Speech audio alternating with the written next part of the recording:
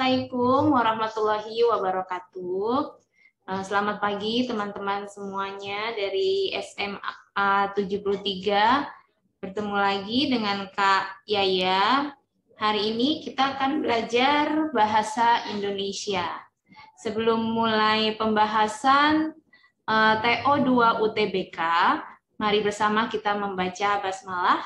Bismillahirrahmanirrahim.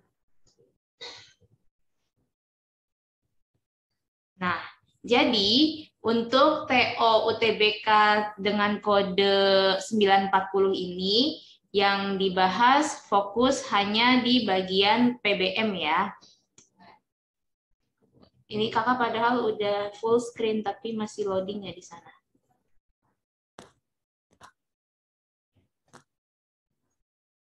Bentar ya, agak nge-lag kayaknya nih.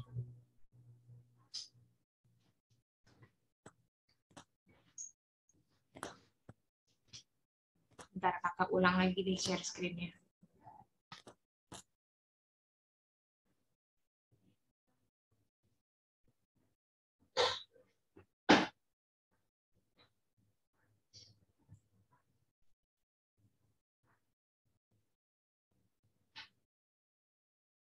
Sehingga ini ya.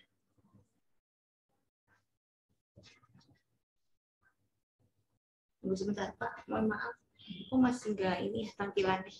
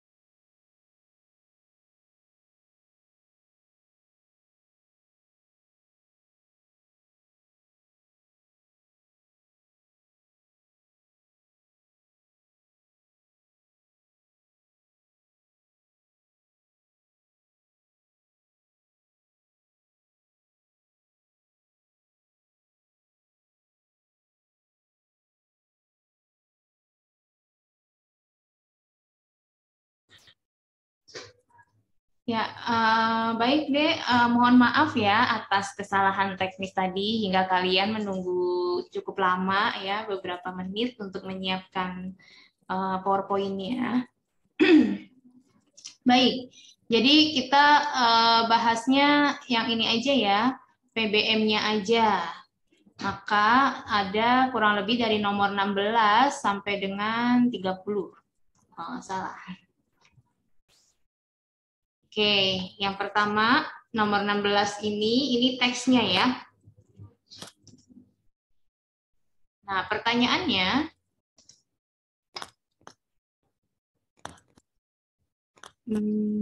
nextnya nggak bisa lagi nih. Oke.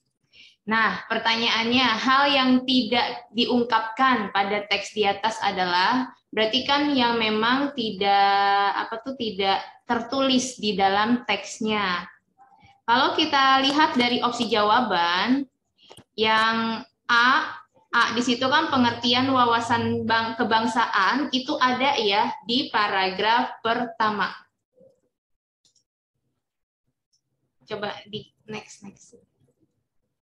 Nah, di situ ya bagian A, opsi A itu ada di paragraf 1 pengertian wawasan kebangsaan pada kalimat 1. Lalu opsi B, tujuan wawasan kebangsaan itu juga bisa terlihat di paragraf kedua, kalimat pertama. Opsi C dan E itu juga ada dibahas di paragraf ketiga. Nah, jadi yang tidak dibahas di paragraf ini, di teks ini adalah, nah, D. Jawabannya, nilai-nilai wawasan kebangsaan. Seperti itu. Selanjutnya, nomor 17. Kata yang tidak baku terdapat pada kalimat. Nah, kalau terkait dengan baku atau tidak baku suatu kata, itu kan berarti kita harus berpatokan dengan KBBI ya. Nah, jawabannya kehandalan. Ternyata yang baku itu andal tanpa adanya hak ya. Jadi yang benar andalan bukan handalan. Jadi kalau mendapat imbuhan ke an tentu tanpa hak ya. Karena kan bisa kita lihat ya di KBBI itu kakak masukkan andal bentuk tidak bakunya handal menggunakan h. Nah, yang artinya dapat dipercaya. Maka bentuk kata yang baku keandalan bukan kehandalan. Jadi jawabannya A deh. Oke, selanjutnya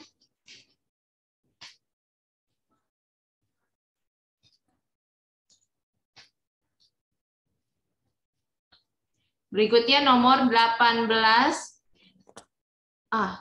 Kecepatan. Maaf. Nah, ini dia. Nomor 18, kata yang tepat untuk mengisi bagian yang rumpang pada kalimat 7. Di situ kan ada yang kosong ya. Wawasan kebangsaan Indonesia yang titik-titik Sumpah Pemuda tanggal 28 Oktober. Nah, ternyata kalau dilihat di opsi jawaban kan semuanya menggunakan kata tercetus. Ya. Itu dari kata dasar cetus yang artinya tiruan bunyi besi yang digoreskan ke batu. Nah, tapi dalam kalimat ini tentu cetusnya di situ kiasan ya, bukan makna yang sebenarnya.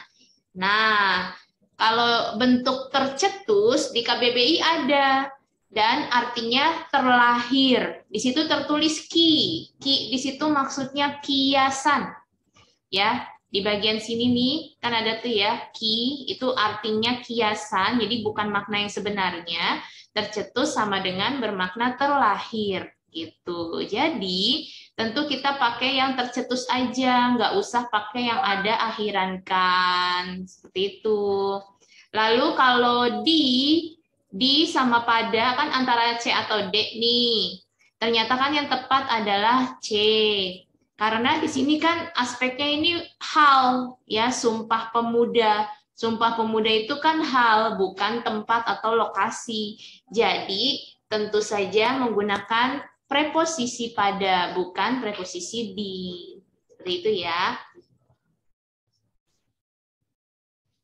Selanjutnya 19. Kalimat kelima pada teks di atas tidak efektif. Penyebab ketidakefektifannya adalah, nah, sudah kalian ketahui tentunya ya bahwa kalimat efektif itu syaratnya ada banyak. Ada kesepadanan, lalu kehematan. Nah, ini kakak lampirkan. Nah, pertama di situ syarat yang pertama adalah kelengkapan struktur. Kelengkapan struktur di situ maksudnya harus ada subjek dan predikat atau lebih dikenal dengan istilah kesepadanan. Ya, ada subjek dan predikat. Lalu yang kedua, ketepatan dan kehematan penggunaan kata. Jadi kata-katanya harus hemat, tidak boleh ada yang boros, tidak boleh menggunakan kata yang bersinonim. Kemudian kelogisan ide atau isi atau hubungan isi antar kalimatnya itu jelas gitu, masuk akal. Dan yang keempat, kesejajaran. Kesejajaran penggunaan jenis dan bentuk kata. Jadi apabila suatu kelompok kata menduduki satu pola yang sama, itu jenisnya harus sama, jenis katanya. Yang dimaksud jenis kata seperti nomina atau kata benda, verba atau kata kerja, adjektiva atau kata sifat. Nah, bisa kalian lihat ya, di kalimat kelima di sini, kalau dianalisis polanya, tujuan lainnya lagi ini adalah subjek, adalah predikat, revitalisasi dan reaktualisasi nilai-nilai Pancasila serta sampai titik. Jadi panjang sekali dari revitalisasi sampai dengan bangsa itu berpola pelengkap. Kenapa pelengkap? Karena dia setelah verba relasional adalah gitu. Jadinya kan polanya SPPL. Oke. Kita lihat di pelengkap banyak sekali kelompok kata nih, panjang sekali. Lalu kita lihat di posisi pola pel juga ada rincian atau pemerian dengan ditandai tanda koma di sini. Penonjolan primordialisme yang sempit, koma, kesukuan, koma, kedaerahan, koma, dan mencegah disintegrasi bangsa. Nah, kalau kita fokus di bagian pemerian ini, penonjolan primordialisme yang sempit itu kan berupa frasa ya, atau kelompok kata. Intinya adalah penonjolan. Dan penonjolan ini jenis katanya adalah nomina. Ya. Jadi yang pemerian 1, rincian pertama ini nomina dengan penonjolan. Lalu di perincian yang kedua kesukuan. Kesukuan juga berjenis kata benda, ya. Lalu kedaerahan juga kata benda atau nomina, dan mencegah disintegrasi bangsa. Mencegah disintegrasi bangsa ini kan frasa juga. Intinya adalah mencegah. Nah, akan tetapi mencegah di situ jenis katanya verba. Jadi beda sendiri nih. Ya, yang verba ini. Tunggu, agak ini nih, error lagi nih keyboardnya. Sebentar ya. Nah, nggak mau di next. Jadi, nah, tuh, jadi jawabannya itu yang C. Ketidaksejajaran penggunaan kata. Ya, gara-gara penggunaan kata mencegah. Seharusnya kalau ingin sejajar sama-sama sama-sama berjenis kata benda atau nomina, mencegah itu diganti dengan pencegahan gitu agar sama jenis katanya yaitu nomina, sama dengan kata penonjolan, kesukuan, kedaerahan sama penonjolan, kesukuan, kedaerahan gitu. Mudah-mudahan paham ya. Selanjutnya nomor 20. Nah, 20 yang ditebalkan di situ kan banyak mengkonsumsi. Nah, ini materi dari SMP tentang nasalisasi atau peluluhan. Kalau sudah hafal, sudah paham, pasti langsung tahu bahwa banyak mengkonsumsi itu kata yang salah. Ya, bentuk kata yang salah. Jadi nggak mungkin jawabannya yang A, karena perlu kita perbaiki. Nah, yang satu-satunya luluh itu kan hanya opsi D ya. Kalau B, C, E itu semuanya masih sama bentuknya, masih sama imbuhannya jadi mengkon. Ada huruf K di situ. Padahal kan seharusnya luluh. Ya, jadi jawabannya tentu saja yang D. Mengonsumsi. Kalau kalian cek di KBBI itu terlihat juga bahwa dikatakan mengkonsumsi itu bentuk tidak baku. Ya. Nah, ini ya aturannya. Imbuhan me jika bertemu dengan konsonan P, T, K, S dan dengan catatan huruf keduanya itu vokal akan memunculkan variasi mem. Kalau dari huruf P seperti memukul. Kata dasarnya kan pukul, huruf keduanya vokal U. Ketika mendapat awalan me, jadi memukul, P-nya hilang atau lulu. Lalu T, menari, kata dasarnya tari, huruf keduanya vokal A, lalu me-nya menjadi men. Ini K, mengonsumsi contohnya. Nah, ya. Jadi huruf pertamanya kan K, huruf keduanya O, vokal. Jadi me-nya menjadi meng. Gitu. Oke, lanjut. 21. 21 yang ditebalkan adalah mengandung. Ya. Kalau begitu kita lihat di opsi jawabannya nih. Ada yang memiliki, mencakup, terkandung, dikandung. Semuanya beda. Ya kan? Ini bentuknya beda, maknanya beda dengan mencakup, terkandung, maknanya juga beda karena imbuhannya beda.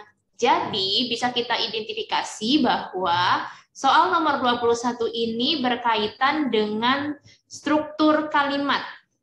Ya, karena biasanya struktur kalimat juga dapat memengaruhi makna, ya. Bisa kita lihat pembahasannya. Nah, di sini penggunaan kata mengandung itu tidak tepat. Kenapa tidak tepat? Coba nih ya, kita analisis pola kalimatnya.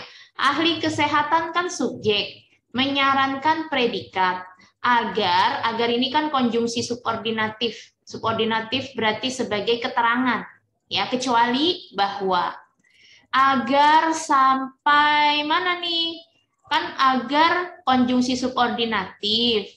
Karena juga konjungsi subordinatif, berarti kan masih keterangan. Jadi dari agar garis polanya masih lanjut terus. Nih, ya. Masih lanjut terus dari agar sampai titik osteoporosis, itu adalah keterangan. Keterangannya panjang kan ya. Nah, lalu kalau namanya konjungsi subordinatif, ini kan berarti penanda anak kalimat nih dalam kalimat kompleks yang nantinya membentuk klausa bawahan. Klausa itu subjek dan predikat. Artinya di bawah pola keterangan yang tadi nih setelah agar, itu ada pola lagi di bawahnya. Misal, para penderita osteoporosis ini subjek, tapi subjek bawahan alias subjek anak kalimat. Karena posisi subjeknya di bawah pola K. Gitu ya. Banyak mengkonsumsi, mengon tadi kan diperbaiki. Banyak mengonsumsi ini jadi predikat. Predikat anak kalimat atau predikat yang polanya ada di bawah K juga. Karena tadi ada agar ya. Sari kedelai, di sini kan me itu kan berarti verba aktif transitif. Jadi kalau aktif transitif itu menuntut kehadiran objek. Sari kedelainya berarti objek, tapi objek anak kalimat. Oke, yang ini nggak ada masalah ya. Di keterangan setelah konjungsi agar tidak ada masalah, ada subjek dan ada predikatnya. Sekarang kita lihat yang setelah karena, ya, karena kan masih keterangan polanya. Berarti kan membentuk klausa bawahan, ya. Jadi ini kalimat majemuk atau kalimat kompleks. Harus ada subjek dan predikat juga di bawah pola K. Nah, dalam sari kedelai nih, kembali di sini nih ya. Dalam sari kedelai ini keterangan karena ada preposisi dalam mengandung predikat. Nah, tadi kan mengandung nih sama-sama berawalan me, sama seperti mengonsumsi. Jadi ini verba aktif transitif. Berarti kalsium yang baiknya jadi objek, ya kan? Nah, kita lihat yang ini. Yang klausa kedua ini kok dia tidak ada subjeknya. Polanya hanya KPO, walaupun posisinya ada di bawah alias sebagai anak kalimat. Tetapi kan tetap saja mau sebagai induk kalimat ataupun anak kalimat itu harus ada subjek dan predikat. Ya. Jadi kalau klausa ini tidak memiliki subjek. Nah, agar klausa tersebut memiliki subjek, kata mengandung diubah menjadi terkandung, sehingga nanti kalsium yang baiknya ini berubah jadi subjek. Gitu. Kenapa kok jadi subjek? Ya karena predikatnya ini pasif. Predikatnya pasif. Biasanya kalau predikat pasif, pola selanjutnya itu antara dua, yaitu antara subjek atau pelengkap.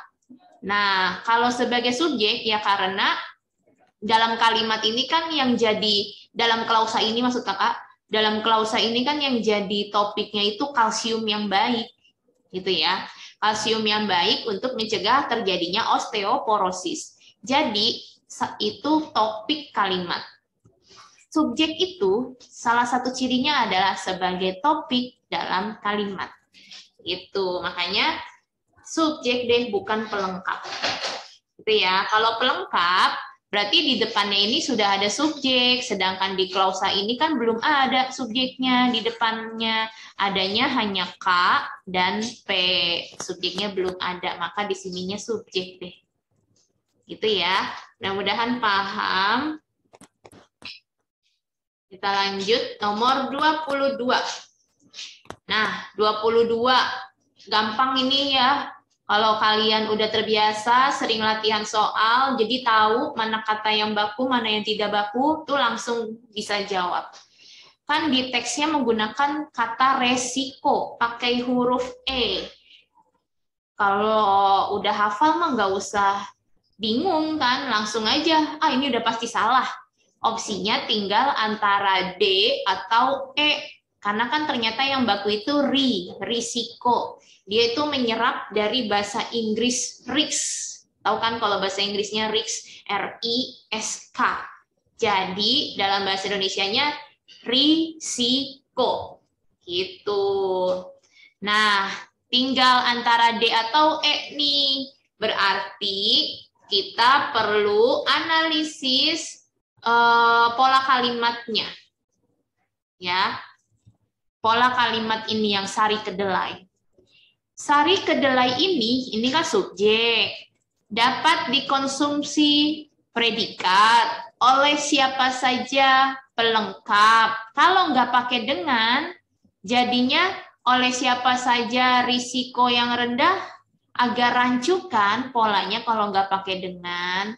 Karena nanti oleh siapa saja risiko yang rendah di sini pelengkap semua, tapi maknanya agak terputus, agak rancu, jadi perlu ada kata atau preposisi dengan.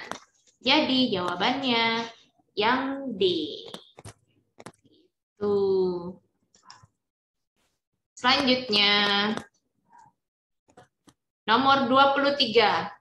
Pertanyaannya kalimat yang tepat untuk mengakhiri paragraf di atas. Oke, kalau memang pertanyaannya seperti ini, berarti ini berkaitan dengan materi koherensi alias kepaduan, ya, kepaduan isi kalau koherensi. Ada lagi kohesi. Kohesi itu artinya kepaduan bentuk. Nah, seperti ini. Ya. Hal yang diperhatikan untuk melengkapi paragraf, yang pertama kepaduan, baik kepaduan bentuk maupun kepaduan ide antar kalimat. Lalu yang kedua, keberadaan paragraf itu sendiri. Apakah paragrafnya sudah memiliki gagasan utama atau belum? Berarti kan ini berkaitan dengan materi paragraf ya. Nah, kalau kita perhatikan di sini 5 hari sekolah menjadi momentum untuk membangun paradigma baru tentang liburan. Mindset-nya bukan bebas tanpa kegiatan edukatif ini maksudnya ya. Ini salah ketik, kurang satu huruf. Harusnya edukatif. Efektivitas liburan terbatas pada penyinkronan dan memberikan kegiatan positif bagi siswa. Nah, pokoknya ngomongin tentang liburan dan kegiatan positif. Terus kalian diminta untuk mengakhiri. Di kalimat terakhir, meskipun demikian, sebaiknya kegiatannya tidak abaikan waktu siswa untuk keluarga, teman di luar sekolah, dan kegiatan sosial keagamaan. Nah, di sini kalau kita perhatikan, paragraf ini kan sudah memiliki gagasan utama ya, yaitu gagasan utamanya di kalimat 1. Ya. Jawabannya berarti kan yang E, karena kan memang yang diomongin ini 5 hari sekolah menjadi momentum untuk membangun paradigma baru tentang liburan. Jadi ngomongin paradigma baru tentang liburan. Kalau kita lihat opsi A, pada akhirnya siswa memerlukan perhatian yang seimbang. Ini nggak nyambung, nggak ada kata-kata liburannya gitu kan ya. Terus juga tidak secara tersirat membahas tentang paradigma liburan itu gitu. Kalau yang B, namun kenyataan tersebut sulit untuk direalisasikan meskipun teorinya sederhana. Ini kesannya kayak negatif banget gitu, pesimistis. Terus juga di sini ada teori katanya. Padahal kan di sini bukan teori, dia nih opini, menjelaskan opini bahwa liburan itu kita perlu membangun paradigma baru gitu. Bukan berarti liburan itu bebas tanpa kegiatan edukatif gitu maksudnya. Nah, kalau yang C salah banget memang sih di sini ada kata paradigma, tetapi di sini paradigmanya pendidikan. Salah ya. Padahal kan paradigma liburan gitu. Lalu D, tujuannya adalah agar tujuan pendidikan dapat tercapai. Enggak, ini terlalu umum karena membahas tentang tujuan pendidikan. Nah, maka yang tepat adalah E, selaras. Ada hubungan keselarasan antara kegiatan di sekolah dan di rumah. Memang di teksnya ada nih, di bagian mana ya? Di kalimat nih 5, sekolah, guru, orang tua, masyarakat, dan institusi terkait menyusun ulang program liburan siswa berupa kegiatan ekstrakurikuler gitu. Jadi memang ada keselarasan. Oke, jadi jawabannya E ya. Selanjutnya 24. Penggunaan konjungsi yang salah ya. Terdapat pada kalimat, oke kita lihat kalimat 2. Kalimat 2 ada konjungsinya tidak ya? Mindset-nya bukan bebas tanpa kegiatan edukatif. Nggak ada, tidak ada konjungsi. Kalau yang 3, efektivitas liburan terbatas pada. Kalau pada mah ini preposisi ya. Penyinkronan dan. Nah, dan di sini konjungsi memberikan kegiatan positif bagi di situ preposisi bukan konjungsi. Jadi kalimat 3 konjungsinya cuma 1 dan. Dan di situ juga sudah tepat, tidak ada yang salah. Ya. Lalu kalimat 4 sekarang. Kalimat 3 tadi udah ya. Oke, kalimat 4. Jika pembelajaran fokus pada akademik dan peningkatan kemampuan, oke. Konjungsinya yang pertama jika. Jika di sini konjungsi subordinatif yang berfungsi menyatakan syarat atau pengandaian. Ya. Lalu kalau pada preposisi dan konjungsi koordinatif untuk penambahan atau penggabungan. Dan lagi untuk konjungsi subordinatif untuk menyatakan agar gitu ya, atau tujuan. Lalu dan lagi. Oke, berarti kita perhatikan nih karena konjungsinya cukup banyak, ada jika, dan lalu untuk, ya, jika dan untuk. Kita perlu analisis hubungan isi antar kalimatnya. Kan tadi kalau jika itu untuk pengandaian atau syarat ya. Efektivitas, berarti kita perlu lihat kalimat sebelumnya. Efektivitas liburan terbatas pada penyinkronan dan memberikan kegiatan positif bagi siswa. Jika pembelajaran fokus pada akademik dan peningkatan keterampilan, liburan idealnya memadukan program-program. Kayaknya ada yang salah nih di sini nih jika nih. Ya, jika tadi kan kakak menyatakan bahwa menyatakan syarat ya maknanya, syarat atau pengandaian gitu. Tetapi di sini nih di klausa yang kedua liburan idealnya di situ kan berarti sesuatu yang seharusnya, kondisi yang seharusnya. Berarti kan kondisi lain itu bertentangan, tidak sesuai dengan kondisi yang ideal. Makanya berarti yang klausa kedua itu klausa bermakna pertentangan. Gitu. Sedangkan klausa pertama bermakna syarat gara-gara ada jika. Berarti kan tidak padu gitu ya maknanya. Yang satu makna syarat, kok yang klausa keduanya maknanya pertentangan. Nah, jadi seharusnya jika di situ dihapus. Ya, jika dihapus. Jadi langsung aja pembelajaran berfokus pada akademik dan peningkatan keterampilan. Sedangkan, jadi di sini tuh harusnya ada konjungsi sedangkan. Sedangkan liburan idealnya memadukan program rumah-rumah dalam perkembangan individual. Gitu. Kan kalimat sebelumnya itu membahas efektivitas liburan yang ada saat ini itu terbatas penyinkronan dan memberikan kegiatan positif, gitu kan. Nah, pembelajaran fokus pada akademik dan peningkatan keterampilan, sedangkan gitu kan. Jadi di sini nih dia lagi membahas kalau pembelajaran itu yang di sekolah itu fokus pada akademik dan peningkatan keterampilan. Sedangkan liburan idealnya memadukan program sekolah dan rumah gitu. Jadi kalimat 4 yang salah konjungsinya.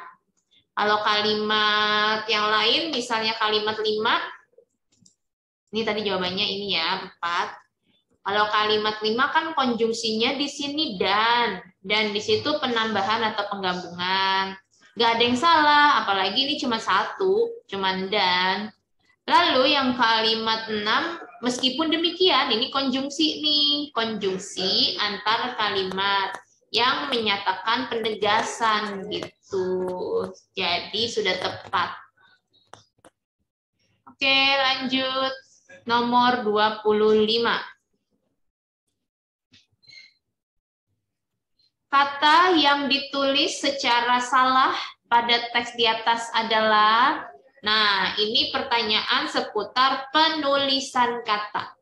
Biasanya kalau pertanyaan penulisan kata, itu seringnya kesalahan terkait dengan kata itu harusnya ditulis gabung atau ditulis pisah.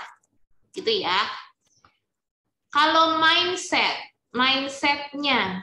ini kan bahasa asing, bahasa Inggris, jadi memang sudah tepat dicetak miring. Lalu ada tanda hubung.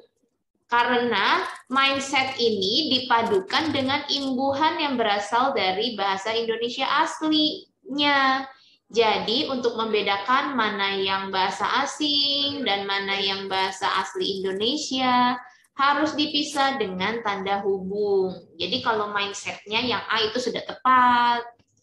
Lalu penyinkronan.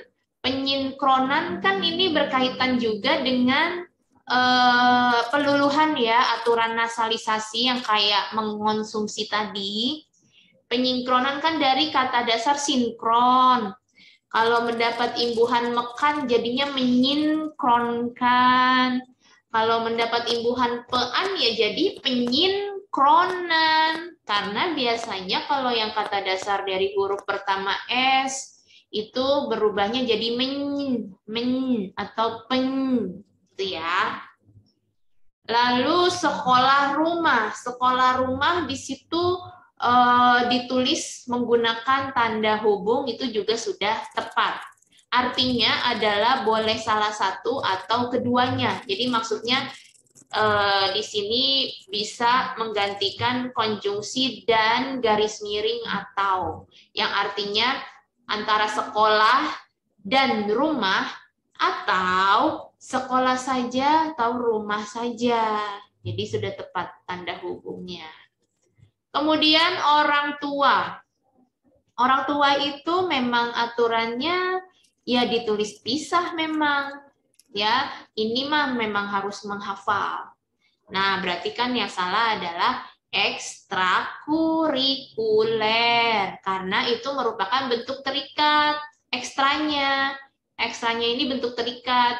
Jadi bentuk terikat itu ditulis serangkai dengan kata yang mengikutinya. Ini kakak ambil dari buku Pu Ebi, Pedoman Umum Ejaan Bahasa Indonesia.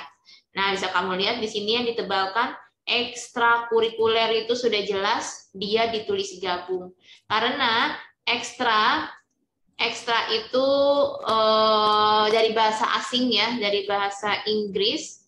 Berarti kan dia bentuk terikat yang menyerap dari bahasa asing biasanya memang pakai ditulisnya gabung gitu. Oke, berikutnya 26. 26 di sini bentukan kata pada fungsi predikat kalimat 6 kurang tepat. Hal yang sama juga dapat terjadi pada kalimat. Oke, kalimat 6 di sini kan meskipun demikian sebaiknya kegiatannya tidak diabaikan waktu siswa untuk keluarga, teman di sekolah, di luar sekolah dan kegiatan sosial keagamaan. Nah, di sini bentukan kata pada predikat kalimat 6. Oke, bentukan itu berarti berkaitan dengan imbuhan ya. Kalau bentukan. Sebaiknya kegiatannya tidak abaikan, kan agak rancu. Harusnya kan di sini meskipun demikian sebaiknya kegiatannya tidak diabaikan, gitu kan ya. Gitu. Nah, ini sama salahnya dengan kami akan abaikan sarannya. Harusnya kan bisa bentuknya yang benar itu mengabaikan. Oh, maaf nih, kakak paham nih. Meskipun demikian, sebaiknya kegiatannya tidak abaikan waktu siswa untuk keluarga, teman di luar sekolah, dan kegiatan sosial keagamaan. Ini bentukan kata abaikan, kan dia nggak dapat awalan me atau di gitu ya. Kalau me kan aktif, kalau di pasif, atau yang kayak gini nggak ada awalannya. Ini juga pasif, makanya di sini ditulisnya verba pasif. Nah, itu tidak padu. Jadi kalimatnya tidak efektif, gitu ya. Padahal abaikan ini kan berada dalam kalimat yang aktif, karena di sini subjeknya, kegiatannya itu melakukan perbuatan gitu. Kegiatannya kan subjek, tidak abaikan predikat. Kok tapi malah jadi pasif gitu ya? Harusnya kan aktif di sini. Ini nih ya kalau dianalisis. Makanya di sini kasih tanda tanya. Maksudnya P-nya predikatnya gimana nih? Nggak jelas gitu. Jadi seharusnya Meskipun demikian, sebaiknya kegiatannya tidak mengabaikan waktu siswa untuk keluarga. Nah, sama kayak gini kesalahannya. Kami akan mengabaikan sarannya, gitu seharusnya. Oke? Kalau yang ini jangan abaikan sarannya sudah tepat. Abaikan saja sarannya juga sudah tepat ya. Karena kan berarti ini kayak bentuknya memang pasif gitu, sudah tepat. Oke, lanjut. 27. Nah, di sini yang ditebalkan pertama adalah dengan meningkatnya kesadaran lingkungan secara umum. Oke. Lalu kita lihat di opsi jawaban, beda-beda nih. Ada yang menggunakan konjungsi subordinatif karena, lalu untuk, konjungsi subordinatif untuk, sebab, konjungsi subordinatif yang menyatakan kausalitas, meningkatnya, nggak pakai konjungsi di depannya. Oke, yang mana nih yang tepat? Berarti kan ini berkaitan dengan struktur kalimat ya. Jadi kalian perlu menganalisis subjek predikatnya. Apakah kalimat satu di situ sudah lengkap atau belum? Kalau yang pakai dengan ini kan preposisi. Jadi polanya otomatis menjadi keterangan. Dengan meningkatnya kesadaran lingkungan secara umum pada juga preposisi.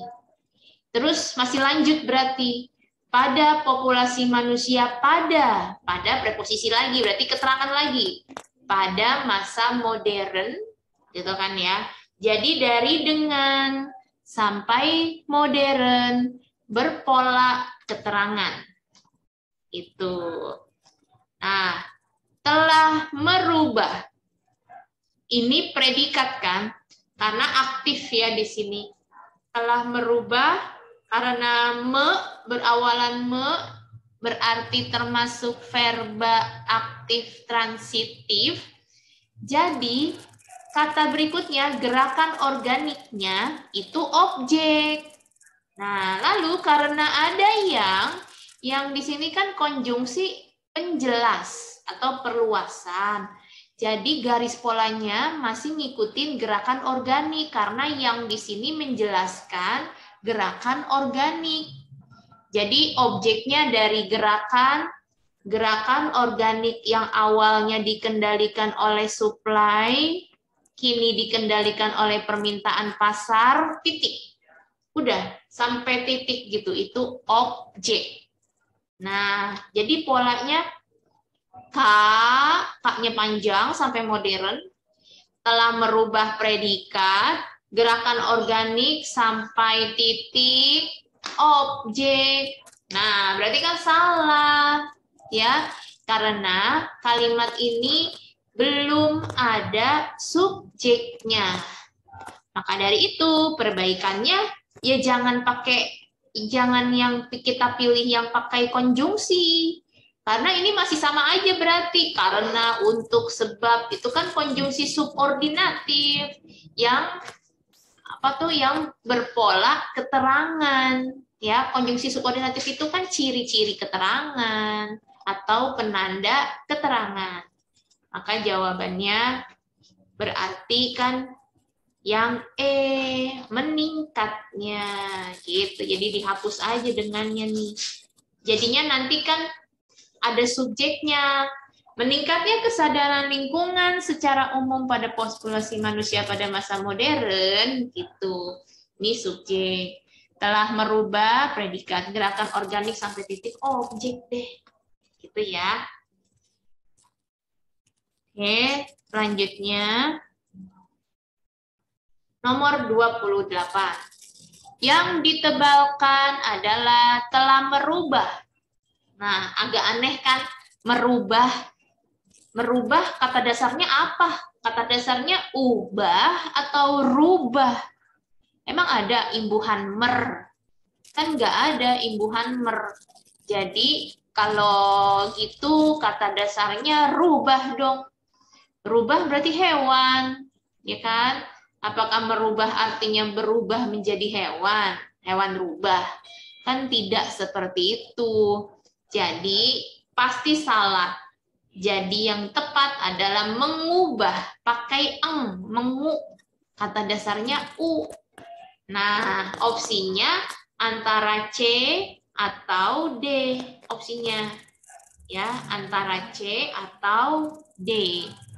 Yang mana ya yang tepat? Oke, kita lihat nih 28. Dengan meningkatnya kesadaran lingkungan secara umum pada populasi manusia pada masa modern telah mengubah atau akan mengubah gerakan organik yang awalnya. Di sini kan pakai ada kata yang awalnya, berarti kan udah berubah dong. Gitu. Makanya jawabannya adalah telah. Karena petunjuknya itu di sini nih, yang awalnya. Berarti udah berubah kan, udah lampau. Nggak mungkin kita pilih yang akan. Kalau akan berarti belum terjadi.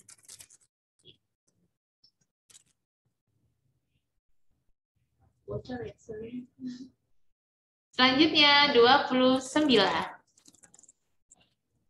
29 yang ditebalkan sehingga itu konjungsi yang menghubungkan klausa, bukan menghubungkan kalimat. Berarti kan di sini kan sehingganya di awal kalimat nih, karena ada setelah titik kan, setelah organik titik. Terus di sini sehingga, berarti kan sebagai konjungsi antar kalimat yang memang fungsinya kalau antar kalimat ya, itu menghubungkan kalimat. Tapi kan tadi Kakak di awal bilang kalau sehingga itu konjungsi yang menghubungkan klausa. Jadi dia tidak bisa posisinya di awal kalimat. Ya. Tidak bisa di awal kalimat. Udah pasti salah. Gitu. Nah, kalau konjungsi sehingga ini memang fungsinya untuk menyatakan akibat. Gitu kan? Nah, kita lihat sekarang hubungan isi antar kalimatnya. Nyambung nggak kalau akibat gitu, menyatakan akibat. Di negara berkembang, berbagai produsen pertanian yang bekerja dengan prinsip tradisional dapat dikatakan setara dengan pertanian organik, tetapi tidak bersertifikat dan tidak mengikuti perkembangan ilmiah dalam pertanian organik. Sehingga beberapa petani tradisional dapat berpindah menjadi petani organik dengan mudah yang terdorong dengan alasan ekonomi. Oke, berarti memang hubungannya adalah akibat. Kalau kita lihat juga di opsi jawaban semuanya memang menyatakan akibatnya kok. Maka itu juga sama kayak sehingga menyatakan akibat. Dan maka juga tidak boleh digunakan di awal kalimat. Berarti maka persis banget sama dengan sehingga. Yang sama-sama tidak boleh di awal kalimat. Itu ya. Nah, lalu kalau berakibat mah bukan konjungsi. Berakibat itu verba atau kata kerja. Nanti polanya jadi predikat gitu. Jadi nggak mungkin jawabannya D. Jadi jawabannya tentu yang A, akibatnya. Oke, nomor terakhir ya. Waktunya sudah habis sebenarnya. Ya udah, tanggung nih. Satu nomor lagi. Yang terdorong dengan alasan ekonomi. Oke. Yang ditebalkan di situ yang terdorong dengan alasan ekonomi. Bener nggak ya? Dapat berpindah menjadi petani organik dengan mudah. Yang didorong, mana nih yang tepat? Ternyata salah. Karena kan di sini petani organik dengan mudah yang terdorong dengan alasan ekonomi. Jadi penggunaan susunan yang terdorong oleh alasan ekonomi itu tidak tepat kan? Ini kok nggak ini ya? Ini ada dengan di sini oleh. Ya. Konteks pada kalimat tersebut tergolong nominalisasi atau pembendaan atau juga perluasan dari salah satu fungsi kalimat. Karena di sini kan ada yang nih. Tadi kan kalau yang itu konjungsi perluasan atau konjungsi penjelasan yang memang fungsinya untuk menjelaskan kata-kata di depannya. Di sini kan petani organik dengan mudah yang gitu kan, yang terdorong dengan alasan ekonomi. Terdorong di sini nih salah nih. Ya.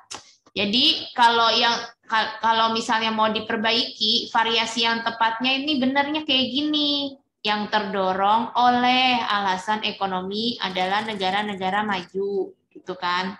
Misalnya ini baru nih nominalisasi karena di sini kan kata benda semua nih. Yang terdorong berarti kan kalau yang itu mengacu ke suatu benda.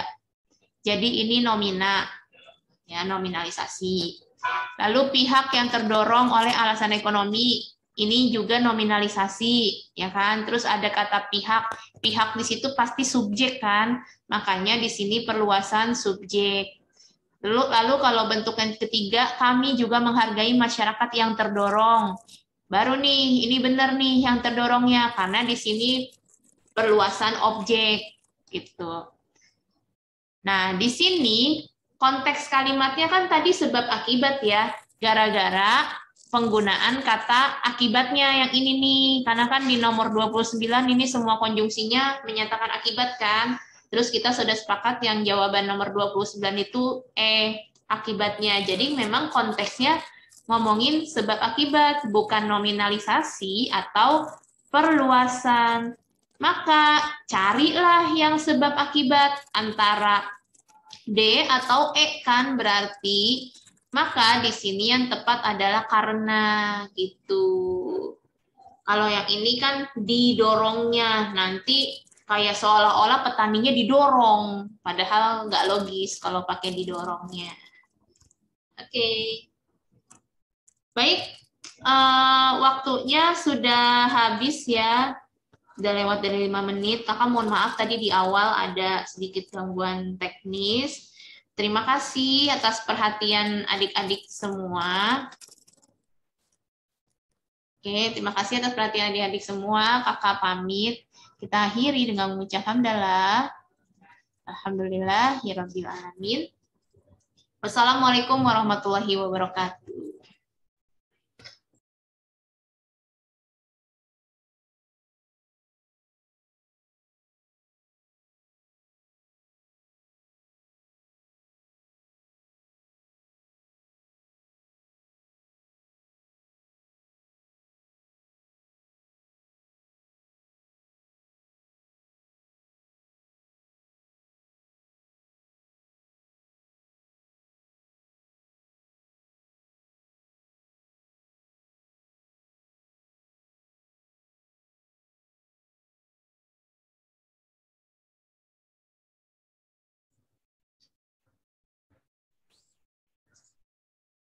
Ya, Assalamualaikum warahmatullahi wabarakatuh. Selamat pagi teman-teman semuanya. Perkenalkan nama kakak Kak Yaya. Hari ini kita akan membahas TO2 UTBK pada pada materi TPS, khususnya untuk yang pemahaman bacaan dan menulis ya. Jadi kurang lebih tuh dari nomor 16 sampai dengan 30 mungkin yang akan bisa kita bahas. Oke, semoga teman-teman siap ya dan fokus memperhatikan penjelasan dari kakak.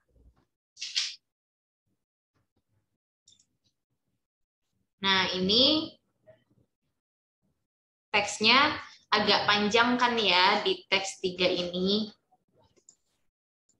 Yang ditanya adalah hal yang tidak diungkapkan pada teks di atas adalah, nah berarti kan kita perlu membaca teksnya, terus identifikasi apa nih topik yang tidak sesuai dengan teksnya. Langsung aja lihat opsi jawaban, identifikasi satu persatu. Seperti A, pengertian wawasan kebangsaan. Itu ada di paragraf pertama ya. pada kalimat 1. Wawasan kebangsaan merupakan cara pandang suatu bangsa mengenai diri dan ideologinya, dan seterusnya. Lalu yang B, tujuan wawasan kebangsaan itu juga ada di teks, yaitu di paragraf kedua. Wawasan kebangsaan memiliki beberapa tujuan, gitu kan? Di paragraf kedua, kalimat 3 atau kalimat pertama. Lalu yang C, aspek-aspek wawasan kebangsaan. Itu ada di paragraf ketiga. Wawasan kebangsaan Indonesia yang titik-titik Sumpah Pemuda tanggal 28 Oktober 1928 ini mencakup dua aspek, yakni aspek moral dan aspek intelektual. Jadi ada di teksnya. Nah, kalau nilai-nilai wawasan kebangsaan, ada tidak ya? Atau waktu tercetusnya wawasan kebangsaan. Waktu tercetusnya wawasan kebangsaan sepertinya ada dibahas kok. Ada di paragraf 3. Wawasan kebangsaan Indonesia yang titik-titik Sumpah Pemuda. Berarti kan waktu tuh. Sumpah Pemuda tanggal 28 Oktober 1928. Jadi, tentu jawabannya adalah yang D. Yang D itu memang belum dibahas di teksnya. Belum ada nilai-nilai wawasan kebangsaan. Ya, jawabannya D. Masih tergolong mudah ya. Kalian hanya perlu kemampuan untuk membaca cepat gitu, biar cepat langsung mengidentifikasi, baca scanning aja, lihat kata kuncinya. Oke, selanjutnya nomor 17, kata yang tidak baku terdapat pada kalimat. Nah, kalau kata tidak baku itu kan berarti kata yang sesuai standarisasi. Jadi sesuai dengan apa yang ada di KBBI gitu. Kalau di KBBI kan dikasih tahu nih kata ini baku atau tidak baku, terus ragam cakapan atau bukan. Kalau memang ragam cakapan atau ragam yang tidak resmi atau non formal, berarti ada keterangannya cak gitu di KBBI. Nah, kita identifikasi yang A, kalimat 2. Kalimat 2, sementara itu ketahanan, bagaimana nih? Kalimat 2. Oh ini, sementara itu ketahanan bangsa adalah kondisi dinamis bangsa yang berisi ketangguhan, keuletan.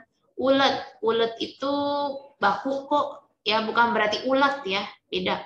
Keuletan di situ tuh maksudnya dia kerja keras, pantang menyerah. Dan kehandalan.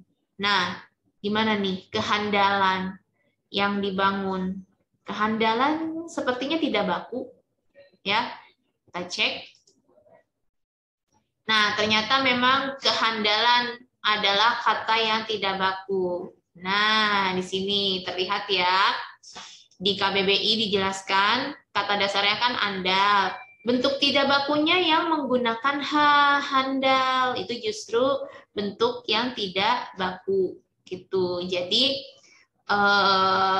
tentu saja kalau mendapatkan imbuhan ke-an, ya sama tanpa ada haknya. Jadi yang tepat keandalan. Maka jawabannya A. Selanjutnya, 18. Di situ kata yang tepat untuk mengisi bagian yang rumpang pada kalimat 7. Kalimat 7, wawasan kebangsaan Indonesia yang titik-titik Sumpah Pemuda. Sebenarnya ini petunjuk jawabannya ada di soal nomor 16 tadi ya. Ya. Ada kata tercetus tadi kan di kalimat 16 opsi di soal opsi apa tadi ya? Kayaknya opsi E ya. Opsi E, di situ kan tadi ada tuh kata tercetus. Nah, jadi kita lihat juga nih di opsi jawaban dari A sampai D itu semua katanya tercetus. Yang A, B tercetuskan, E dicetuskan. Nah, mana nih yang tepat? Kalau tercetuskan itu kan itu imbuhannya bermakna benefaktif. Benefaktif itu artinya melakukan pekerjaan atau perbuatan untuk orang lain gitu. Kalau tercetus ya berarti aktif gitu kan ya. Emang apa sih artinya cetus? Kita perlu tahu dulu. Nah, ternyata cetus itu artinya tiruan bunyi besi yang digoreskan ke batu. Kan suka bunyi cetus cetus cetus gitu kan. Nah, karena tiruan bunyi itu dijadikan sebuah kata tercetus. Dan ternyata kita lihat di bentuk kata yang tercetus itu di KBBI tertulis ki. Ya, di sini nih ada ki. Itu. Ki, maksudnya apa ki itu? Ki adalah kiasan. Ya, jadi bermakna kiasan alias makna yang menggunakan gaya bahasa atau bukan makna yang sebenarnya. Dan ternyata tercetus kalau kiasannya artinya terlahir gitu. Nah, berarti kan di sini dia yangnya di situ kan bisa menggantikan terlahir ya. Yang tercetus gitu kan berarti yang terlahir. Nah, terus di atau pada nih. Ya kan? Di atau pada. Kan setelahnya itu Sumpah Pemuda, bukan lokasi, bukan tempat. Jadi nggak mungkin di.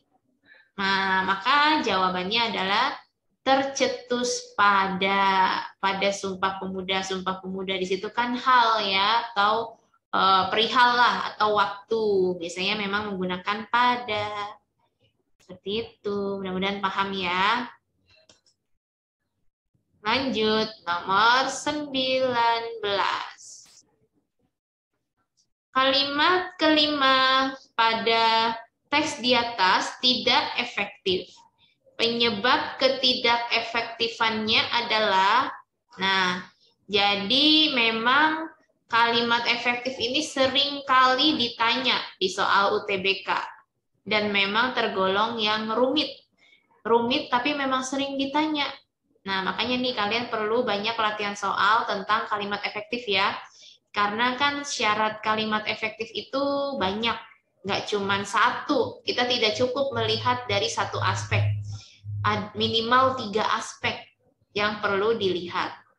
Nah, syarat kalimat efektif itu yang pertama, di sini kakak cuma menjelaskan 4 ya, padahal ada lebih dari 4, bisa ada 5, ada juga yang mengatakan ada 6 gitu. Tapi memang minimal kan 3 yang kita lihat. Pertama, kelengkapan struktur. Jadi kalimat itu syaratnya kan harus ada subjek dan predikat. Nah, berarti kan kalian harus sudah hafal bagaimana menentukan mana yang S, P, O, K, T. Lalu, yang kedua, ketepatan dan kehematan penggunaan kata. Ya, namanya juga kalimat efektif kan, jadi harus tepat menyampaikan ide, lalu juga tidak boleh boros kata-katanya, harus hemat. Dan yang ketiga, kelogisan ide. Jadi maksudnya adalah ide kalimatnya atau topik kalimatnya itu masuk akal. Nah, yang keempat yang diberi warna berbeda, kesejajaran penggunaan jenis dan bentuk kata. Bisa jadi ini tidak efektifnya gara-gara itu, ya, gara-gara tidak sejajar. Sejajar di situ kan maksudnya kesamaan bentuk, ya, kesamaan jenis kata dan bentuk kata yang menduduki satu pola yang sama. Gitu. Jadi kumpulan beberapa kata terus dalam satu pola yang sama, misalnya sebagai pelengkap, itu kita perlu analisis, perlu kita lihat jenisnya, jenis katanya. Yang dimaksud jenis kata itu misal kata benda, kata kerja, kata sifat, gitu ya. Nah, itu harus sama jenis katanya jika berada dalam satu pola. Nah, sekarang kita lihat kalimat 5. Panjang kan ya kalimatnya. Tujuan lainnya lagi adalah revitalisasi dan reaktualisasi nilai-nilai. Oke, langsung aja analisis pola kalimatnya ya. Tujuan lainnya lagi itu berpola subjek karena jadi topik kalimat. Adalah predikat yang berupa verba relasional. Berarti kata setelahnya yaitu revitalisasi dan reaktualisasi nilai-nilai Pancasila serta secara khusus meredam berkembangnya penonjolan sampai bangsa. Jadi panjang banget nih garis polanya. Dari revitalisasi sampai dengan titik disintegrasi bangsa itu berpola pelengkap. Ingat, kalau di depannya ada verba relasional, contohnya adalah, ialah, merupakan, menjadi, itu kata selanjutnya pelengkap. Ya. Oke. Nah, polanya kan sudah ada kan? Udah lengkap strukturnya, ada subjek dan ada predikat. Sekarang yang kita lihat nih di pola pelengkap, kan karena di pola pelengkap tadi panjang banget kata-katanya banyak. Dari revitalisasi sampai disintegrasi bangsa, ya kan? Apalagi di pola pelengkap itu ada pemerian. Pemerian itu maksudnya memerinci beberapa hal, ya. Di sini ada berapa nih yang dirinci? Ditandai dengan tanda koma. Ada 1, 2, 3, 4. Dan pemberiannya itu yang pertama, penonjolan primordialisme yang sempit. Nih ya, yang kakak garis bawah. Penonjolan primordialisme yang sempit. Ini kan berupa frasa atau kelompok kata. Intinya kan di kata penonjolan. Ya kan? Penonjolan apa? Primordialisme. Primordialismenya bagaimana? Yang sempit. Nah, berarti kan memang intinya penonjolan. Nah, penonjolan itu jenis katanya nomina atau kata benda. Oke, berarti harus konsisten. Kata selanjutnya nomina juga harusnya. Kita lihat. Kata selanjutnya di koma itu di pemberian ada kesukuan. Kesukuan juga merupakan kata benda. Ya. Lalu kata selanjutnya kedaerahan. Kedaerahan juga kata benda dan mencegah disintegrasi bangsa. Di sini kan ada frasa juga karena ada 4 kata dan mencegah disintegrasi bangsa. 4 kata kan. Yang intinya adalah mencegah. Nah, mencegah ternyata jenis kata verba atau kata kerja. Nah, maka dari itu, berarti kan ini tidak konsisten nih, dia beda sendiri, tidak sama jenis katanya dengan kata-kata lain. Nah, makanya jawabannya adalah C, ketidaksejajaran penggunaan kata. Kalau ingin diperbaiki kata mencegahnya, berarti caranya kita ubah kata tersebut berjenis kata benda, yaitu dengan mengganti imbuhannya. Jadi pencegahan. Itu. Jadi pencegahan disintegrasi bangsa. Itu supaya sama-sama nomina. Ngerti ya?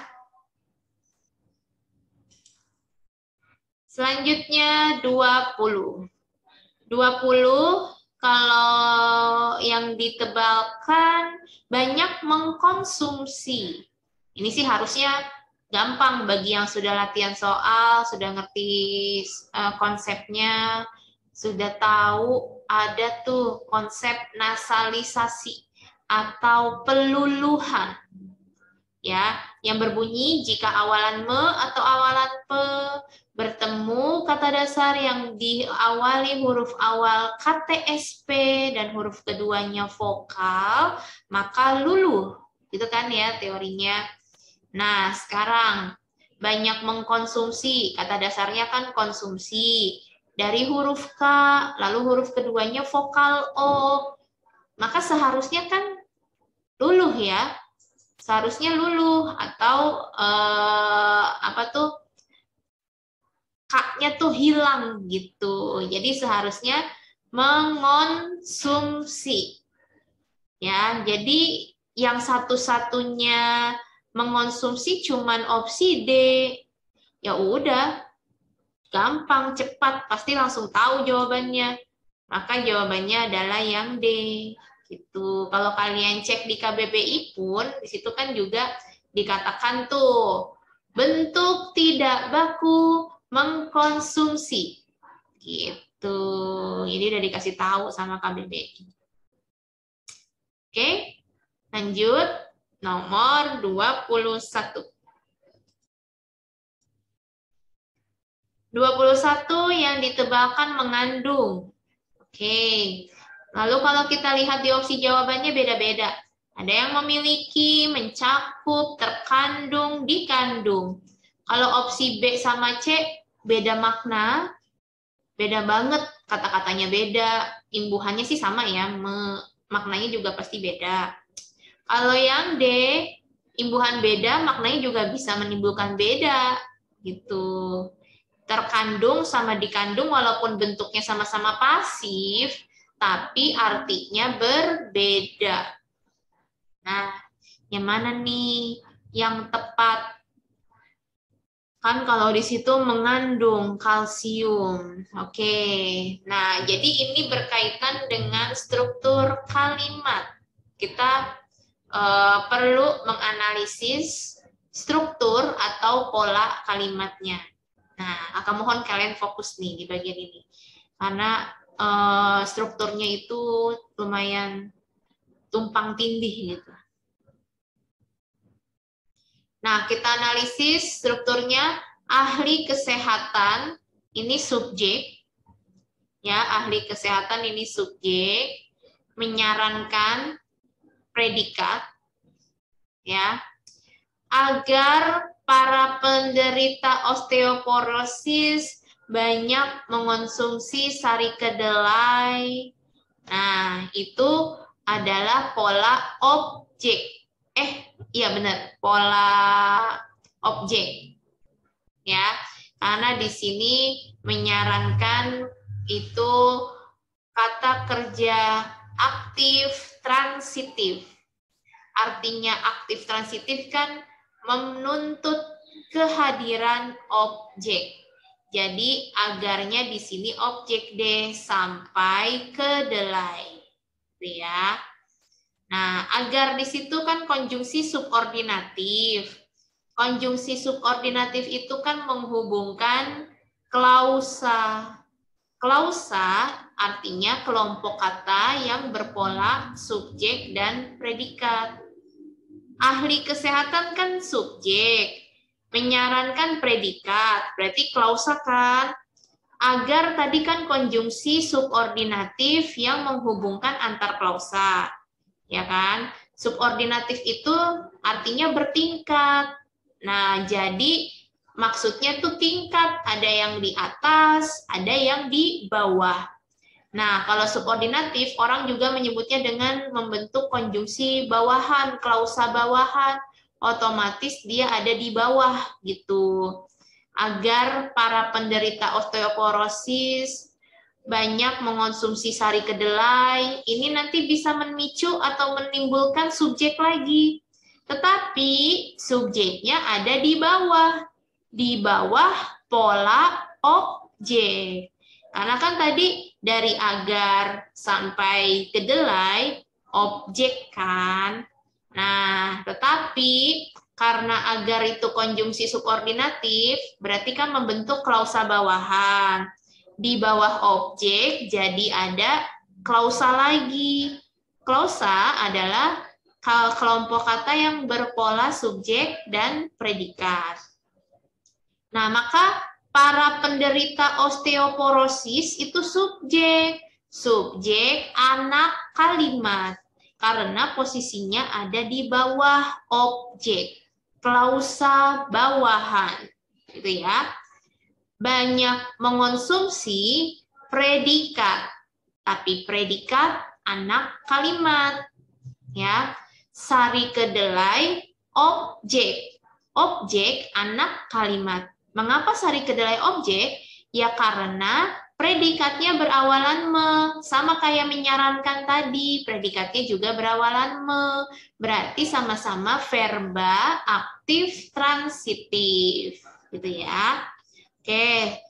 Terus kan ada konjungsi lagi nih, ada konjungsi karena. Ya. Ada konjungsi karena yang merupakan konjungsi subordinatif juga. Ya. Karena itu konjungsi subordinatif sebagai penanda anak kalimat dalam kalimat kompleks yang membentuk klausa bawahan. Sama tadi yang sudah Kakak jelaskan di klausa sebelumnya yang agar itu ya. Nah, sekarang yang karena nih. Karena sampai titik, sampai osteoporosis, itu kan berpola keterangan. Ya, dari karena sampai osteoporosis itu berpola keterangan. Karena kan konjungsi subordinatif yang membentuk klausa bawahan kan, berarti di bawah pola keterangan masih ada klausa lagi, klausa bawahan. Nah, dalam sari kedelai kan dalamnya ini preposisi nih, dalam. Berarti kan polanya keterangan. Ya, dalam itu keterangan karena dia preposisi. Ingat, ciri-ciri keterangan itu setelah konjungsi subordinatif kecuali bahwa, setelah preposisi atau kata depan, dan setelah kata keterangan atau adverbia, kayak menurut, berdasarkan, itu pasti keterangan. Nah, jadi dalam sari kedelai ini keterangan, tetapi keterangan anak kalimat, karena tadi dia polanya berada di bawah pola keterangan juga yang karena. Mengandung itu predikat anak kalimat, ya kan? Mengandung predikat anak kalimat, terus mengandung aktif transitif kan, karena berawalan sama seperti menyarankan, mengonsumsi. Jadi kalsium yang baik untuk mencegah terjadinya osteoporosis itu objek, gitu. Nah, kita lihat nih di sini nih. Dalam sari kedelai mengandung kalsium yang baik, polanya KPO. Ya kan? Pola klausa bawahannya ya, KPO. Belum ada subjeknya kan? Mana subjeknya nih? Karena kan tadi syarat kalimat efektif itu harus ada kelengkapan struktur kan? Ada subjek dan ada predikat. Baik di induk kalimat berarti yang klausa yang posisinya di atas kayak ahli kesehatan menyarankan agar, itu induk kalimat karena polanya SPO. Baik di induk kalimat atau maupun di anak kalimat. Anak kalimat tadi yang setelah agar penderita osteoporosis banyak mengonsumsi sari kedelai, itu kan betul tuh karena ada subjeknya yaitu para penderita osteoporosis. Jadi klausa yang pertama mah nggak ada masalah, ada subjeknya. Nah, yang bermasalah klausa kedua setelah karena nggak ada subjeknya, KPO. Nah, makanya agar klausa tersebut memiliki subjek, kata mengandung diubah menjadi terkandung. Sehingga yang menjadi subjek nanti kalsium. Jadi perbaikannya, dalam sari kedelai keterangan, terkandung predikat, kalsium yang baik untuk mencegah terjadinya osteoporosis, jadi subjek deh. Itu. Karena memang yang jadi topik di klausa itu adalah kalsium yang baik untuk mencegah osteoporosis. Itu adalah subjek. Gitu. Jelas ya? Jadi memang panjang pembahasan tentang kalimat efektif itu. Karena tadi kakak bilang ini lumayan sulit. Harus fokus menjawab pertanyaan kalimat efektif. Baik, selanjutnya nomor 22 ini mah mudah ya. Kalau udah sering latihan soal, pasti tahu, pasti bisa mengidentifikasi, oh ini mah aneh nih, resiko yang rendah. Kan resiko tuh tidak baku. Jadi yang baku itu risiko. Nah, satu-satunya yang ada risiko, nggak satu-satunya deh, ada 2. Jadi ada 2 ya, tinggal antara D atau yang E, karena kedua opsi itu pakai I, risiko. Nah, sekarang permasalahannya adalah kalau D ada dengan di depannya, kalau E tidak. Nah, sekarang kalian lihat penggunaan kata tersebut dalam kalimat. Kalau dibacanya sudah tepat atau belum gitu. Sekarang kita lihat di kalimat. Sari kedelai ini dapat dikonsumsi oleh siapa saja dengan risiko yang rendah, atau sari kedelai ini dapat dikonsumsi oleh siapa saja risiko yang rendah. Nah, kalau yang E kan agak rancu ya. Berarti risiko yang rendah siapa saja dong. Itu. Jadi yang tepat adalah D. Kita perlu menghadirkan preposisi dengan, gitu biar jelas. Oke, lanjut 23. Kalimat yang tepat untuk mengakhiri paragraf di atas adalah, berarti ini pertanyaannya terkait dengan kepaduan paragraf, ya. Kalau diminta untuk mengakhiri paragraf, berarti ada 2 yang perlu kita cek, yang perlu kita lihat adalah pertama kepaduan. Paragraf yang baik itu kan paragraf yang padu. Kepaduan itu jenisnya ada 2 kan. Ada kepaduan bentuk dan ada kepaduan isi. Nah, kalau kepaduan bentuk itu berkaitan dengan bentuk dari tiap kalimatnya, apakah konjungsinya, apakah menggunakan konjungsi, apakah menggunakan repetisi, lalu sinonim, antonim, pengacuan, seperti itu. Nah, atau padu isi antar kalimatnya. Padu isi antar kalimat itu berarti ide antar kalimatnya nyambung, jadi tidak ada kalimat yang sumbang atau yang tidak padu. Nah, kemudian yang kedua dilihat adalah keberadaan paragraf tersebut. Apakah paragrafnya sudah memiliki gagasan utama atau belum? Kalau memang belum ada, kemungkinan berarti kita diminta mencari gagasan utama yang ada di akhir. Jadi paragrafnya induktif, karena gagasan utamanya di akhir. Nah, kalau udah ada gagasan utamanya, berarti kita perlu lihat ke kalimat lain sebelumnya. Gitu. Sekarang kita lihat. 5 hari sekolah menjadi momentum untuk membangun paradigma baru tentang liburan. Mindset-nya bukan bebas tanpa kegiatan edukatif. Itu salah ketik ya, harusnya edukatif. Efektivitas liburan terbatas pada penyinkronan dan memberikan kegiatan positif bagi siswa. Jika pembelajaran fokus pada akademik dan peningkatan keterampilan, liburan idealnya memadukan program sekolah rumah dalam perkembangan individual dan sosial siswa untuk mencapai keseimbangan emosi, intelektual, dan kerohanian siswa. Sekolah, guru, orang tua, masyarakat, dan institusi terkait seharusnya menyusun ulang program liburan siswa yang salah satunya berupa kegiatan ekstrakurikuler. Meskipun demikian, sebaiknya kegiatannya tidak abaikan waktu siswa untuk keluarga, teman di luar sekolah, dan kegiatan sosial keagamaan.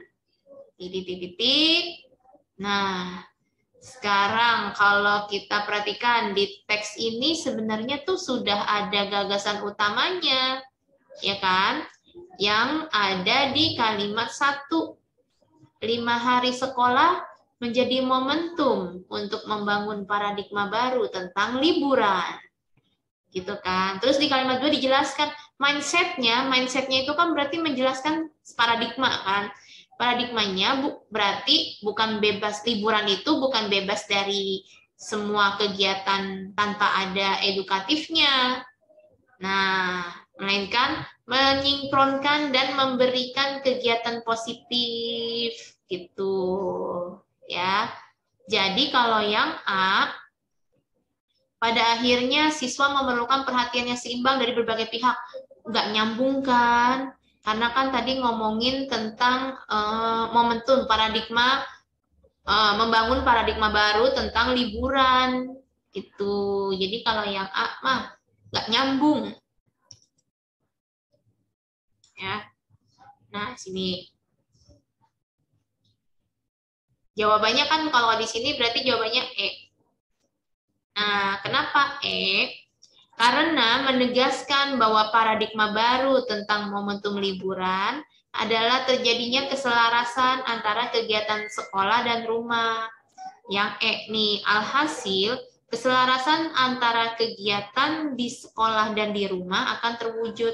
Karena kan tadi membahas sekolah rumah itu ada di kalimat 4, lalu juga di kalimat 5, ya. Kalimat 5, 6, itu kan hubungan siswa dengan di luar sekolah, baik di keluarga maupun di masyarakat. Makanya jawabannya yang E. Kalau yang B, ini mah apatis banget ya, kayaknya pesimis gitu. Namun kenyataan tersebut sulit untuk direalisasikan meskipun teorinya sederhana. Jadi lepas banget, jadi keluar banget dari topiknya. Lalu yang C, mengubah paradigma pendidikan. Paradigmanya sih betul, tapi salahnya bukan paradigma pendidikan, melainkan paradigma liburan. Lalu yang D, tujuannya adalah agar tujuan pendidikan. Ini juga salah, karena kan yang dibahas bukan pendidikan secara luas, tetapi sebagai paradigma liburan itu. Nah, jadi makanya yang E, D yang paling tepat. Nah, yang E.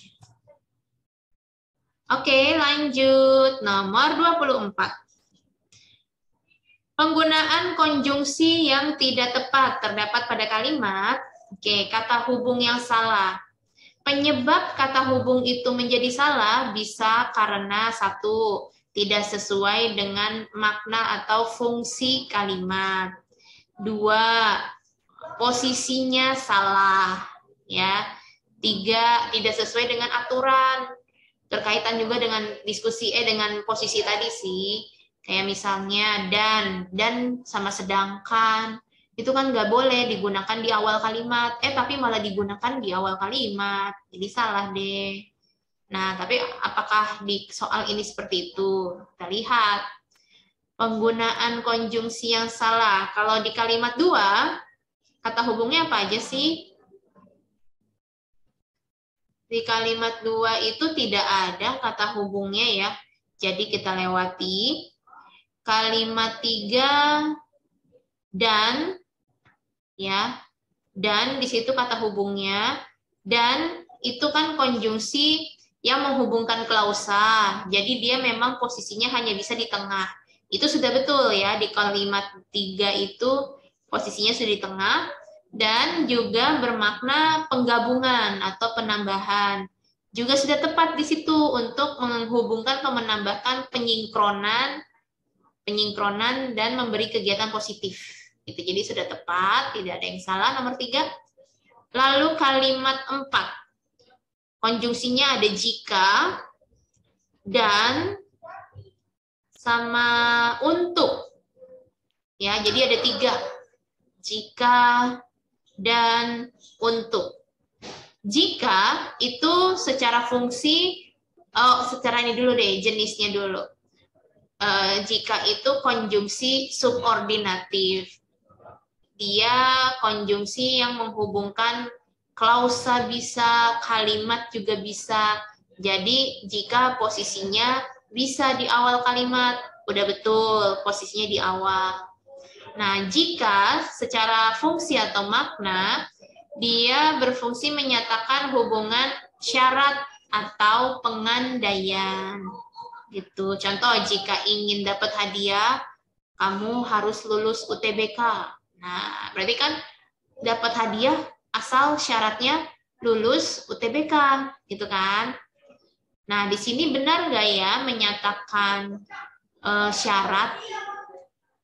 Jika pembelajaran fokus pada akademik dan peningkatan keterampilan, liburan idealnya memadukan program sekolah. Bukan dong. Bukan menyatakan syarat di konteks kalimat ini ya. Karena ada kata idealnya. Ideal itu kan berarti kondisi yang seharusnya ya. Kondisi yang sesuai teori, sesuai harapan itu ideal. Nah, tetapi di kenyataannya nggak ideal, makanya di situ dikatakan liburan idealnya. Nah, berarti hubungannya udah jelas bukan pengandaian dong. Ada sesuatu yang bertentangan kan? Jadi kalimat 4 di sini hubungannya seharusnya pertentangan, bukan pengandaian atau syarat gitu. Jadi jika di sini nih yang bermasalah. Coba nih. Jika pembelajaran fokus pada akademik dan peningkatan keterampilan, liburan idealnya memadukan program. Nah, tadi kan jika itu bermakna syarat. Tapi kok ini bermakna pertentangan, padahal ada kata idealnya. Harusnya kan pertentangan, bukan syarat. Nah, bandingkan kalau jikanya dihapus. Pembelajaran berfokus pada akademik dan peningkatan keterampilan, sedangkan liburan idealnya memadukan program. Nah, baru tuh betul. Ya, jadi namanya belajar ya udah fokusnya pada akademik, sedangkan liburan memadukan program-program sekolah rumah. Itu maksud kalimatnya ya. Jadi yang konjungsi salahnya ada di kalimat 4. Ya, jika seharusnya dihapus, lalu sebelum koma, setelah koma sebelum kata liburan ditambahkan konjungsi sedangkan. Oke, berikutnya 25. Kata yang ditulis secara tidak tepat pada teks di atas adalah, nah berarti ini berkaitan dengan ejaan ya, materi ejaan bahasa Indonesia pada aspek penulisan kata. Nah, kalau penulisan kata memang ada beberapa hal yang perlu kalian perhatikan. Pertama, kapan menggunakan huruf kapital atau huruf cetak miring. Lalu kapan suatu kata itu ditulis dengan tanda hubung atau tidak. Kemudian kapan gabungan kata itu ditulis gabung atau pisah. Lalu apakah imbuhannya dalam kata tersebut itu sudah tepat atau belum, luluh atau tidak luluh, gitu ya. Kayak yang mengonsumsi tadi. Kalau pakai kak kan otomatis salah alias tidak baku. Jadi kata yang ditulis tidak tepat itu berkaitan erat juga dengan materi kata baku. Oke, mindset-nya. Mindset ini kan bahasa asing ya, bahasa Inggris. Jadi pasti ditulis dengan cetak miring kalau dikutip dalam kalimat bahasa Indonesia. Nya di situ kan akhiran dengan akhiran atau imbuhan asli dari bahasa Indonesia. Jadi, untuk membedakan mana yang bahasa asing dan mana yang bahasa asli Indonesia, itu perlu dipisah dengan tanda hubung. Gitu. Jadi, mindset-nya tanda hubungnya. Mindset tanda hubungnya. Itu sudah tepat. Selanjutnya yang B, penyinkronan. Penyinkronan itu kan dari kata dasar sinkron. Sinkron, huruf S, lalu huruf keduanya vokal I, terus mendapat imbuhan me, menyinkron, imbuhan mekan, menyinkronkan. Imbuhan me itu sama dengan imbuhan pe, Jadi penyinkronan kan, apa tuh S-nya jadi lulu gitu kan, jadi tidak hadir, kayak mengonsumsi. Mengonsumsi kan K-nya hilang tuh, K-nya lulu. Gitu. Jadi juga sudah benar yang B. Kemudian C, sekolah tanda hubung rumah. Ini bukan berarti tanda hubungnya penanda kata ulang ya. Sekolah dan rumah itu kan bukan kata ulang. Nah, tetapi tanda hubung di situ digunakan untuk mengganti konjungsi dan garis miring atau, yang artinya bisa salah satu atau keduanya. Jadi, memadukan program sekolah dan rumah atau sekolah saja dan rumah saja gitu. Jadi kesimpulannya kalau yang C juga sudah tepat. Ya. Lalu yang D, orang tua. Orang tua itu kan kata majemuk atau gabungan kata. Yang tulisannya memang ditulis pisah, sama kayak kerjasama, terima kasih, tanggung jawab, seperti itu. Nah, jadi yang salah adalah ekstrakurikuler. Ekstra adalah bentuk terikat. Kalau bentuk terikat itu wajib ditulis gabung.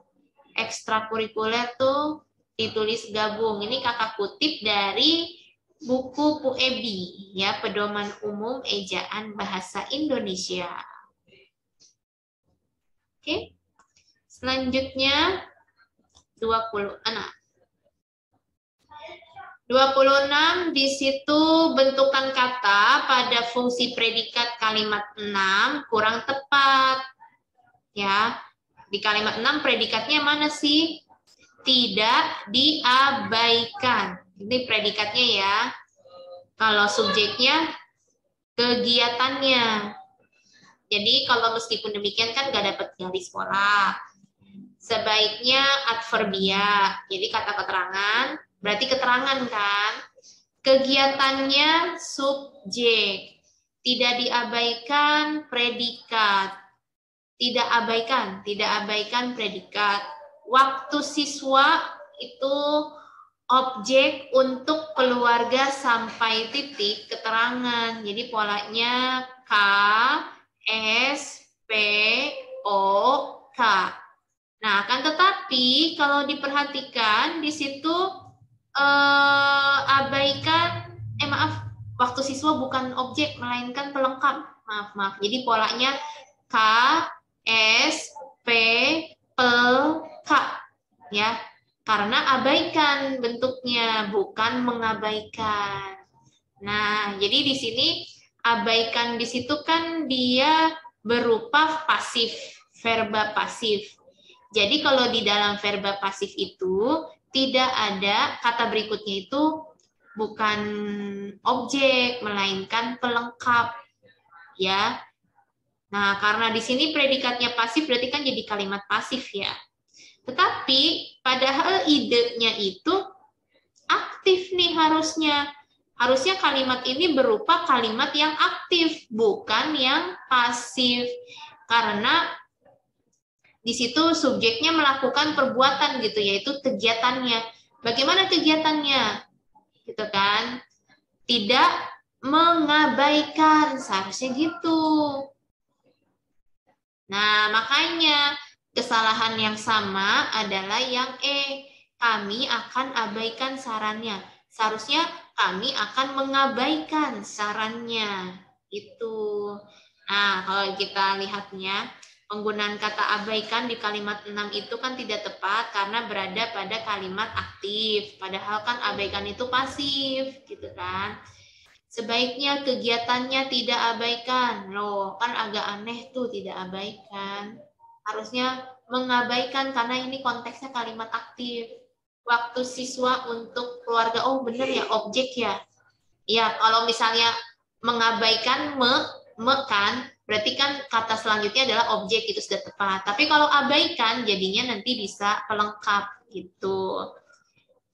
Meskipun siswa sebaiknya kegiatannya tidak mengabaikan waktu siswa untuk keluarga. Ya, jadi memang betul abaikan itu diganti bentuknya jadi mengabaikan supaya konsisten itu adalah bentuk kalimat yang aktif. Itu. Oke, lanjut. 27. 27 yang ditebalkan di situ dengan meningkatnya. Lalu kalau kita lihat di opsi jawaban B sampai D itu ada konjungsi. Ya, karena untuk sebab jenisnya sama lagi, sama-sama konjungsi subordinatif. Berarti kan itu berpola sebagai keterangan. Ya. Nah, dengan meningkatnya ini kan juga polanya keterangan. Karena dengan itu preposisi. Ingat ciri-ciri keterangan di depannya atau sebelum, bukan sebelum, setelah konjungsi subordinatif kecuali bahwa. Nah, tadi Kakak bilang opsi B karena, terus untuk sama sebab itu konjungsi subordinatif kan, berarti kan keterangan nih. Lalu ciri kedua keterangan itu setelah preposisi.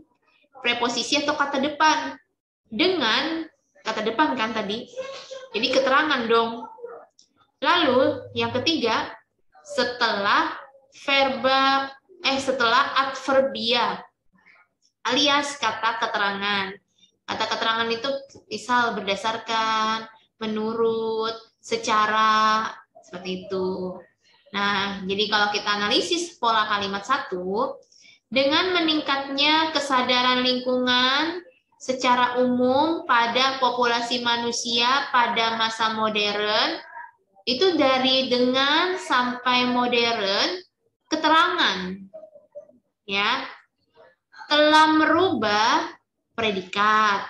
Predikatnya aktif transitif ya, karena berawalan gerakan organik yang awalnya dikendalikan oleh supply, kini dikendalikan oleh permintaan pasar, objek. Jadi kan polanya K, P, O. Nah, pola kalimat seperti itu kan tidak efektif kan? Karena tadi syarat kalimat efektif kan harus lengkap strukturnya, sedangkan di kalimat 1 belum ada subjek. Nah, maka perbaikannya ya hapuslah preposisinya. Ya kan? Jadi jawabannya otomatis yang E. Karena satu-satunya E yang tidak ada konjungsi atau tidak ada preposisi. Itu. Mudah-mudahan paham ya. Lanjut, 28. 28 yang ditebalkan di situ ada merubah. Telah merubah. Ini juga kalau paham konsepnya merubah kata dasarnya apa? Ubah atau rubah? Ada tidak ya awalan mer? Kalau kata dasarnya ubah, berarti kan awalannya mer. Padahal mer emang ada awalan mer? Kan tidak ada. Nah, maka udah pasti salah. Karena kalau kata dasarnya rubah, dapat imbuhan me. Apakah maknanya berubah menjadi rubah? Kan nggak mungkin, nggak logis. Rubah mah hewan, ya kan? Nah, jadi merubah di situ udah otomatis salah. Yang benar adalah mengubah. Opsinya sisa antara C atau D. Ya. Nah, sekarang pilihannya antara telah atau akan. Kalau telah itu kan lampau, alias sudah terjadi. Kalau akan belum terjadi. Sekarang lihat penggunaan kata tersebut dalam kalimat. Pahami isi kalimatnya. Jadi kita perlu lihat juga kalimat yang ini, yang kata meningkatnya. Meningkatnya kesadaran lingkungan secara umum pada populasi manusia pada masa modern telah mengubah gerakan organik yang awalnya dikendalikan oleh supply, kini dikendalikan oleh permintaan pasar. Nah, ini nih, ada kata yang awalnya. Yang awalnya kan berarti yang dahulunya. Dahulu lampau berarti kan. Jadi otomatis kita pilih yang lampau juga, yaitu telah. Gitu. Maka jawabannya yang C deh. Nah, di sini jelas tuh ya, kelihatan bentuk tidak bakunya rubah. Jadi udah pasti salah. Yang baku adalah ubah. Berikutnya 29. Tar dulu. Udah duluan. Oke, kita lihat 29 ini yang ditebalkan sehingga. Sehingga itu kan konjungsi subordinatif yang berfungsi menghubungkan antar klausa, bukan menghubungkan antar kalimat. Jadi, sehingga posisinya itu tidak boleh berada di awal kalimat. Karena dia fungsinya hanya menghubungkan antar klausa, bukan antar kalimat. Gitu. Jadi udah otomatis salah ya, sehingga. Kemudian perbaikannya yang mana nih? Kalau kita lihat, maka akibatnya itu kan juga konjungsi. Konjungsi yang jenisnya sama lagi kayak sehingga. Sama-sama menyatakan fungsi akibat. Ya, kalau dilihat dari segi struktur kan tadi sehingga itu konjungsi subordinatif. Kalau dari segi makna atau fungsi menyatakan akibat, ya sama kayak maka dan akibatnya. Nah, kalau berakibat yang D, udah jelas itu bukan konjungsi, itu adalah verba alias kata kerja karena berawalan ber. Ya. Oke, jadi tinggal antara C atau E kan. Nah, sekarang kita lihat maka. Apakah maka jenisnya berdasarkan struktur itu subordinatif atau antar kalimat? Kalau maka itu sama seperti sehingga. Dia konjungsi subordinatif yang menghubungkan antar klausa, bukan antar kalimat. Jadi sama seperti sehingga pula, maka tidak boleh digunakan di awal kalimat. Ingat ya, maka tidak boleh di awal kalimat. Yang boleh itu, maka dari itu. Nah, baru betul. Jadi, maka dari itu boleh digunakan di awal kalimat. Berarti jawabannya ya akibatnya. Gitu ya. Akibatnya konjungsi antar kalimat kan, karena dia menghubungkan kalimat. Posisinya ya ada di awal kalimat. Baik, nomor terakhir, nomor 30. Mudah-mudahan masih semangat mendengarkan. 20 yang ditebalkan adalah yang terdorong dengan alasan ekonomi. Oke, berarti kalau kita lihat opsinya nih ada yang didorong, yang terdorong, karena, sebab. Wah, ada beda nih, yang satu pakai yang satu pakai konjungsi, karena, sebab. Kira-kira ada masalah nggak nih? Berarti kan kayaknya nih yang bermasalah adalah yangnya di situ ya. Yang terdorong. Oke, kita baca.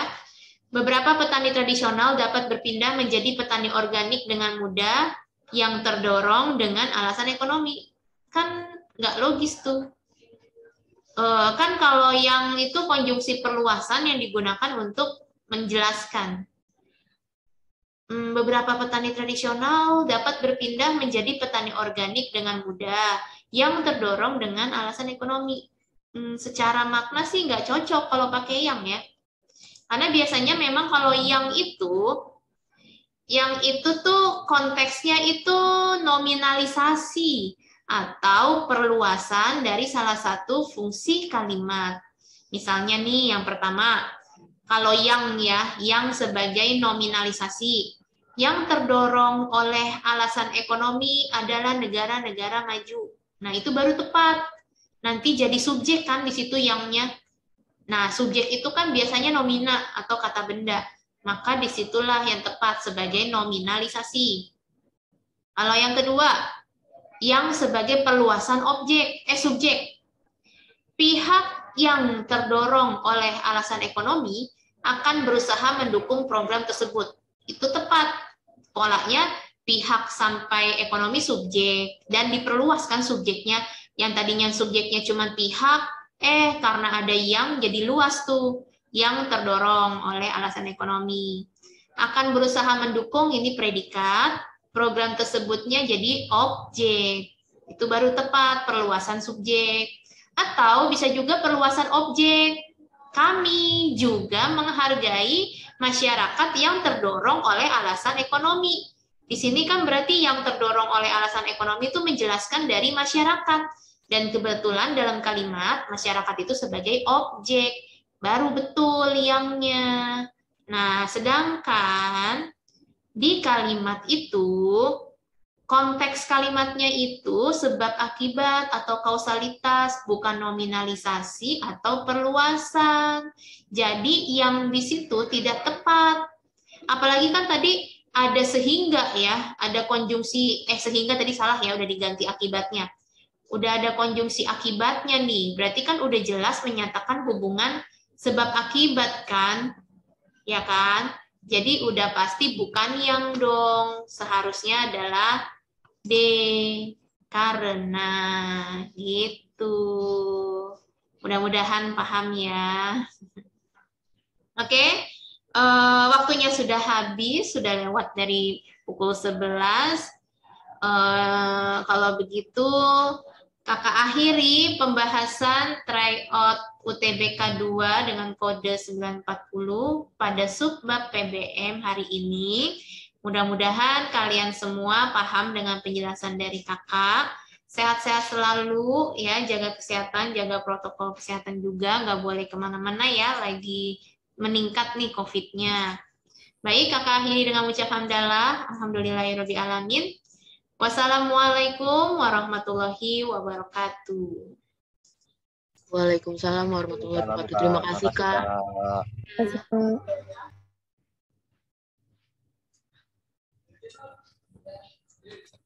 Habis.